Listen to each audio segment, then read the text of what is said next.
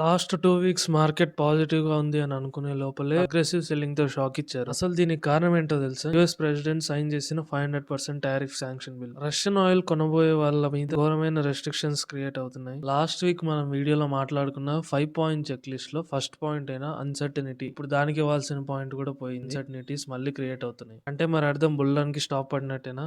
లేదంటే ఒక మంచి బయింగ్ ఆపర్చునిటీ క్రియేట్ చేస్తుందా? హాయ్, నా పేరు శ్రీకర్. ఇక వీడియో మొదలు పెడదామా? నిఫ్టీ యొక్క మంత్లీ చార్ట్ లో లాస్ట్ మంత్ యొక్క లో పాయింట్ కి కింద క్లోజ్ అయింది. అంటే దాని అర్థం ఇప్పుడు మార్కెట్ బుల్లిష్ గా లేదు, సైడ్ వేస్ అయింది. వీక్లీ చార్ట్ లో గత లాస్ట్ 2 వీక్స్ గా పెరుగుతూ వచ్చిన మార్కెట్ ఈ వీక్ పెద్ద రెడ్ క్యాండిల్ తో క్లోజ్ అయింది. ఇది బేరిష్ ఎంగల్ఫింగ్ ప్యాటర్న్. ఈ ప్యాటర్న్ ఫామ్ అవడం వల్ల సెంటిమెంట్ మొత్తం నెగిటివ్ గా మార్చేసింది. నిఫ్టీ యొక్క పిఈ వాల్యూ 22.4 ఉంది. మీడియన్ పి దగ్గరికి రావాలంటే అప్రాక్సిమేట్ గా 2% మార్కెట్ పడాలి. అంటే నిఫ్టీ ఇక్కడ నుంచి 2% అప్రాక్సిమేట్ గా కిందికి పడితే 25,200 దగ్గర దాకా పడొచ్చు. నెక్స్ట్ వీక్ రాబోయే టీసీఎస్, హెచ్సిఎల్ లాంటి పెద్ద కంపెనీస్ యొక్క రిజల్ట్స్ మంచిగా ఉంటే నిఫ్టీ యొక్క వాల్యుయేషన్స్ అడ్జస్ట్ అయ్యి మంచిగా పెరిగేదానికి ఛాన్సెస్ ఉన్నాయి. నిఫ్టీని 30 మినిట్ టైం ఫ్రేమ్ లో చూస్తే 19th రోజు ఇక్కడ క్రియేట్ అయిన గ్యాప్ ని ఫ్రైడే రోజు కవర్ చేసింది. కవర్ చేసిన తర్వాత కిందికి పడుతూ మనం ముందుగా గీసుకున్న సపోర్ట్ దగ్గరకే వచ్చింది. టెక్నికల్స్ లో అయితే క్లియర్ గా నెగిటివ్ సైన్ కనపడుతుంది, కానీ ఆప్షన్స్ లో కొంచెం పైకి పెరిగే దానికి ఛాన్స్ కనపడుతుంది. మరి అది బుల్స్ కి హోప్ ఇస్తుందా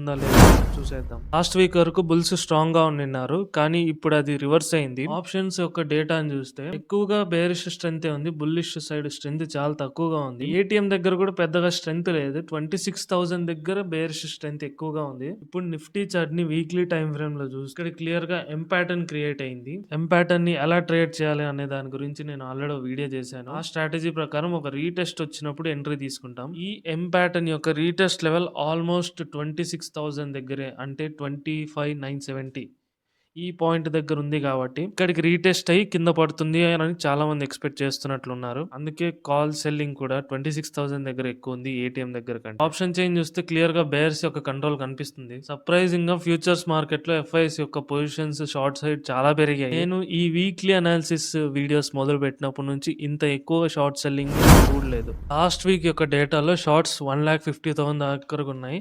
ఇప్పుడు 2 lakhs దాకా పెరిగాయి, అంటే ఆల్మోస్ట్ 50,000 ఎక్కువగా పెరిగాయి. లాంగ్స్ కూడా తగ్గాయి.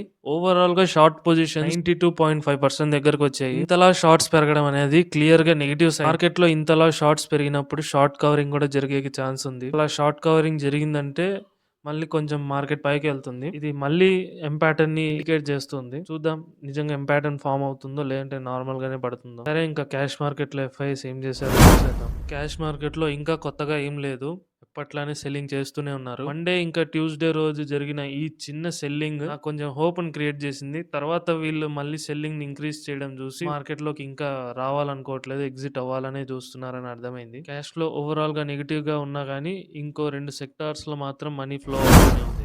ఈ వీక్ యొక్క టాప్ పర్ఫార్మింగ్ సెక్టర్స్ లో డిఫెన్స్ ఇంకా కన్స్యూమర్ డ్యూరబుల్ సెక్టర్స్ ఉన్నాయి. మిగిలిన సెక్టర్స్ అన్ని నెగిటివ్ లో క్లోజ్ అయ్యాయి. ఇంకా లీస్ట్ పర్ఫార్మింగ్ సెక్టర్ విషయానికి వచ్చేస్తే ఆయిల్ సెక్టర్ ఇంకా energy sectors. Oil sector impact అయింది కాబట్టి ఇండియన్ స్టాక్ మార్కెట్ లో జైంట్ కంపెనీ అయిన రిలయన్స్ చూద్దాం. ఈ వీక్ యొక్క స్పెషల్ సెగ్మెంట్ వచ్చేసి రిలయన్స్ మేజర్ గా రష్యన్ ఆయిల్ కొనుక్కొని రిఫైన్ చేసి అమ్ముతుంది కాబట్టి అన్నిటికంటే ఈ స్టాక్ కే ఎక్కువగా ఇంపాక్ట్ అవుతుంది. ఈ వీక్ ఆల్మోస్ట్ 7% దాకా పడింది. ఇంకా రిలయన్స్ పడుతుందా అంటే ఎస్ పడుతుంది.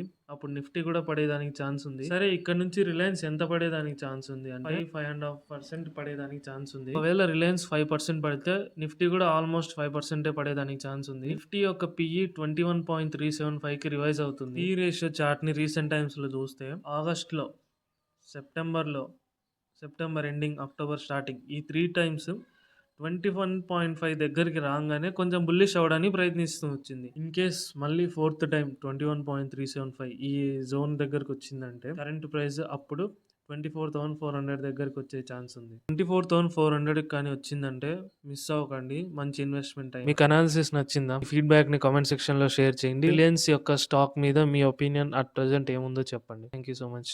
మళ్ళీ కలుద్దాం. బాయ్.